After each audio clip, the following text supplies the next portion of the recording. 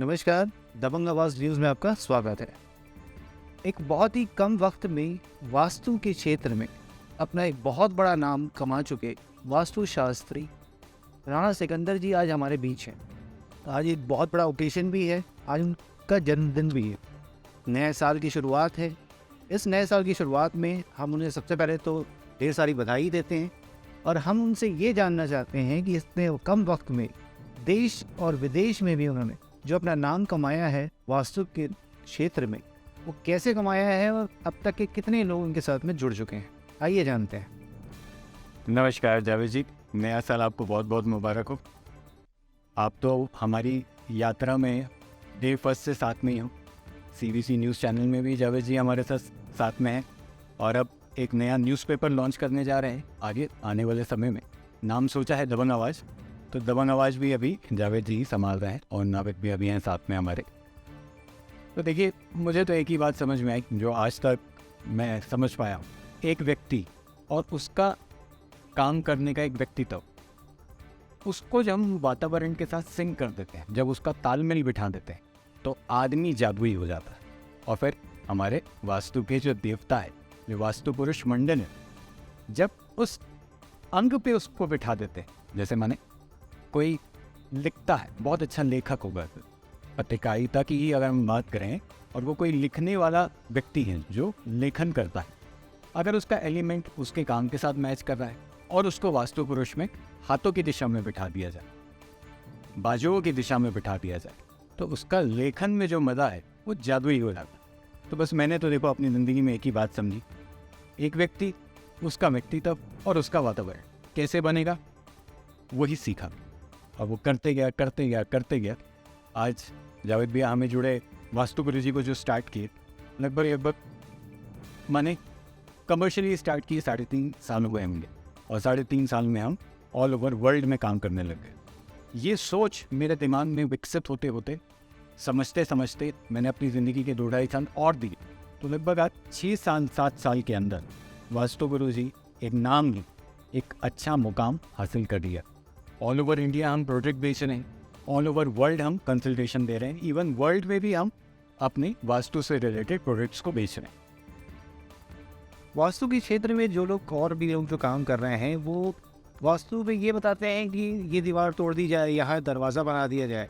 आपके वास्तु में मैंने जो देखा कि आप कोई तोड़-फोड़ नहीं करते, 3D रेमेडीज से उन जगहों को वैसा बना देते हैं, तो वो किस तरह से करते हैं? देखिए, मेरा कहना है और हमेशा से इस बात को मैंने सोचा है, ये समझा भी, हर व्यक्ति के पास उसके लिमिटेड रिसोर्सेज। हम किसी भी व्यक्ति को अंधकार में डालने के बजाय हम उसको उजाले की तरफ लेके आए उसी लिमिटेड रिसोर्सेज से। तो मैंने टचवुड, जहाँ तक मेरा जितना अनुभव रहा, जितना मैंने कार्य किया है, मैंने तोड़ फोड़ की सजेशन तो किसी को दी। इसके अलावा मैं practical research oriented human being रहा, मतलब मुझे प्रैक्टिस करते करते चीज़ों को समझने में मज़ा आता है, करा है मैंने। तो मैंने सबसे पहले अपने वातावरण के अंदर ये विद्या काम करती है कि नहीं करती उसको जज किया, और वो भी बिना तोड़। फिर मैं जो एक और थ्योरी को इंटीग्रेट करने की कोशिश किया मैंने, कि वास्तु पुरुष मंडल के अंदर अलग अलग अंग है और अलग अलग काम करने वाले व्यक्ति जो है वो अलग अलग अंगों को रिप्रेजेंट करते हैं। अब जैसे आपका एक बात की बात है, जो सिखी है, एक देवता आता है हमारे वास्तु पुरुष मंडल में, सिखी। वो जो देवता है वो है सोच का देवता। वो देवता है जो इंटेलेक्चुअल पावर जो होती है, ह्यूमन नेचर। अब बिजनेस में इंटेलेक्चुअल पावर कौन लगाएगा? तो वो लगाएगा CEO, वो लगाएगा या मैनेजिंग डायरेक्टर। तो उसको अगर उस पद पे बिठा दिया जाए बिना तोड़फोड़ ही, हम सिर्फ उसको उस पद पे ही बिठाएंगे, तो उसका जो ह्यूमन साइकी वो एक्टिवेट हो जाती है, वो परफॉर्मेंस देने लग जाता है जो तोड़फोड़ से भी परफॉर्मेंस नहीं मिलती। आप समझे, अगर उस पद पे कोई ऐसा विकार है जहां वो बैठ ही नहीं पाए उस वजह से, तब हम कहते हैं कि पहले उस विकार को हटा और इस जगह पे इसका कैबिन बना दे। तो ये जो खेल है ना, ये उस लेवल का खेल है। मुझे लगता है कि जितने भी वास्तु कलाकार हैं या गणमान्य जिनको भी इनका नॉलेज है, अगर वो इस थ्योरी को और इंटीग्रेट करते हैं तो उनके रिजल्ट्स और अच्छे आ जाएंगे। ये थ्योरी है कुछ नहीं, हमारे ही वेदों में लिखी हुई वास्तु पुरुष मंडल की थ्योरी। उस वास्तु पुरुष मंडल में हर एक अंग में अलग अलग वास्तु देवता के अलग अलग अंग हैं, मतलब अलग अलग पोजीशंस पे वास्तु देवता के अलग अलग अंग हैं। वो जो अंग है ना, उनके ऊपर अगर आप एक वर्किंग को डिफाइन कर पाए, जैसे मानो पैरों का ही अंग है, जो पैर होते हैं उसका जो पैर का जो पार्ट है, अगर हम वहाँ पर शूरायक रख दें तो शूरायक ही चमत्कारी हो जाए।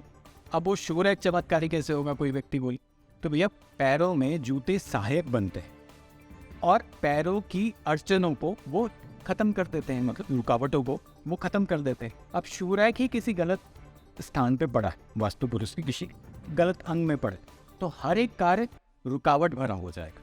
और वही अगर वास्तु पुरुष के उसी पार्ट पे पड़ा हुआ है तो हर एक कार्य प्रति मतलब गतिशील बन जाएगा। गति ही तो देंगे ना आपको, आपकी रुकावटों को खत्म करेंगे। इतना ही खेल आसान, कोई बहुत बड़ा खेल नहीं है, बस सोचने का दायरा बढ़ाना पड़े।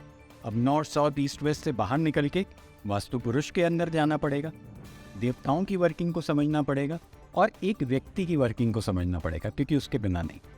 भाई एक व्यक्ति है, उसका वहाँ पर क्या है, क्या वो कौन से अंग में, क्या वो हेल्पिंग हैंड है, जैसे आपका राइट हैंड है, लेफ्ट हैंड है, तो वो क्या है, तो उसको उस दिशा पे बिठा दिया जाए, उस देवता के ऊपर बिठा दिया जाए, तो उसका व्यक्तित्व और निखर के आता है और उसकी परफॉर्मेंस में इम्प्रूवमेंट दिखता है। इस नए साल में आप हमारे दर्शकों को क्या रेमेडी देना चाहते हैं या क्या सजेशन देना चाहते हैं कि उनका नया साल बहुत खुशमय रहे, सब खुशियाँ मिलती रहें? मैं इस नए साल में एक ही बात कहूँगा, पहले तो अपना एनालिसिस कीजिए, क्या आप कुछ कर सकते हैं, माने आपके अंदर वो क्षमता है कि किसी कार्य को आप संपूर्ण रूप से ख़त्म कर सकते हैं, या फिर आपके अंदर कुछ समझने की क्षमता है कि किसी किताब को पकड़ लेते हैं ना तो उसकी रहस्यों तक पहुंच जाते हैं, या फिर आपके अंदर माल बेचने की क्षमता है। अगर आप अपनी क्षमताओं को समझ जाते हो, क्योंकि मुझे लगता है कि 3 प्रकार के ही दुनिया में प्रॉब्लम्स भी हैं, लोग भी हैं, तो 3 ही प्रकार के सॉल्यूशंस भी होंगे।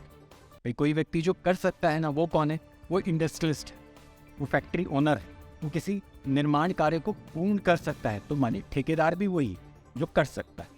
फिर कोई जो समझ सकता है वो कौन है, वो है आपका कंसल्टेंट है, डॉक्टर है, लॉयर है, कोई भी ऐसा ज्ञान है जिसको किताब की भाषा समझ में आती है, लिखा हुआ चीज़ वो समझ जाता है। और एक तीसरी श्रेणी आती है जो केवल कहता है मैं माल बेच सकता हूँ, मैं 2 लोगों का रिश्ता करा सकता हूँ। तो आप या तो ब्रोकर हो या व्यापारी हो। व्यापारी में भी कौन सा, कि बना बनाया माल लेके किसी और को बेचे। अगर आपने ये एबिलिटीज़ अपनी समझ ली, उन एबिलिटीज़ के आधार पे अगर वातावरण सही तरीके से सिंक हो गया तो आप चमत्कारी हो जाओगे। मैं कहता हूँ हर मनुष्य को जीवन मिला है खुश रहने के लिए, कुछ करने के लिए, कहीं पहुँचने के लिए। हम क्योंकि फंस जाते हैं, किसी अंधकार में चले जाते हैं, गलत डायरेक्शन का चुनाव कर लेते हैं। मैं तो आपको इस तरीके से बताऊँगा, जब भी आपको हंसी आएगी। एक व्यक्ति का पूरा व्यापार काफ़ी प्रयास करने के बावजूद भी नहीं चल रहा था। हम कहते हैं किस्मत का दरवाज़ा खोल, कुंडली में लिखा रहता। मैंने केवल उसका दरवाज़ा जो मेन डोर है उसकी दिशा बदली। उसका पहले नॉर्दर्न पार्ट की तरफ से डोर था, मैंने साउदर्न पार्ट की तरफ से, क्योंकि वहाँ 2 तरफ की रोड थी, आगे और पीछे, तो मैंने उनका रोड ही जैसे बदला मानो, तो उसमें उसके सील डबल ट्रिपल चौबल हो गई। अभी एक अंबुजा मॉल का एक केस आया था, तो मैंने कहा भाई साहब इस दुकान को छोड़ दो, बस सामने वाली दुकान में शिफ्ट हो जाओ, दरवाज़ा चेंज हो जाएगा। वो किस्मत का दरवाज़ा खुल गया जी उसका। ये जो खेल है ना, ये बहुत ही अलग विचारधारा का खेल है। नॉर्मल वास्तु के अंदर भी इस तरीके की चीज़ों को इंटीग्रेट करा जा सकता है।